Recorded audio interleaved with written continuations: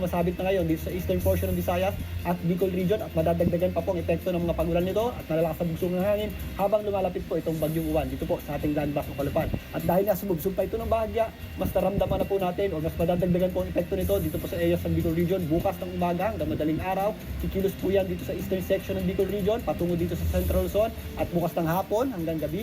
Yan po ay nandito na sa eastern section ng Northern Luzon at posible nga po yan maglandfall dito po sa mainland Luzon sa darating na Sunday ng gabi hanggang bukas.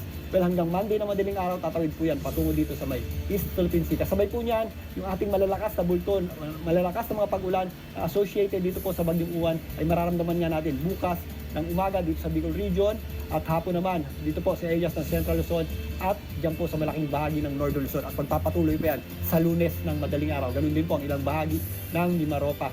Sa ngayon nga, dahil nga napakalawak itong bagyong si Uwan, maliban po doon sa ating malalakas na hangin, malalakas na pag-ulan, ramdam din po yung ating hangin dito po sa mga areas ng Palawan, Cebu, at kasama po dyan ang malaking bahagi ng Visayas at ilang bahagi ng Mindanao. Sa katunayan, nakataas po ang Tropical Cyclone Wind Signal number 3 ng Pag-asa sa ilang areas ng Catanduanes, eastern portion ng Camarines Sur, Albay, northeastern portion ng Sorsogon, kasama po dyan ang northern portion ng Samar. Nakataas naman ang signal number 2 sa ilang bahagi ng Metro Manila, eastern portion ng mainland Cagayan, Isabela, Quirino, Nueva Vizcaya, Aurora, Nueva Ecija, kasama po dyan ang Bulacan, Rizal, Laguna, Quezon, Marinduque, Camarines Norte, at ang nalalabing bahagi ng Camarines Sur, kasama po dyan ang Albay at Sorsogon, maging dito po sa mga areas ng Burias at Ticao Islands. Kasama na rin po dyan ang nalalabing bahagi ng Northern Samar, maging ang northern portion ng Samar at Eastern Samar.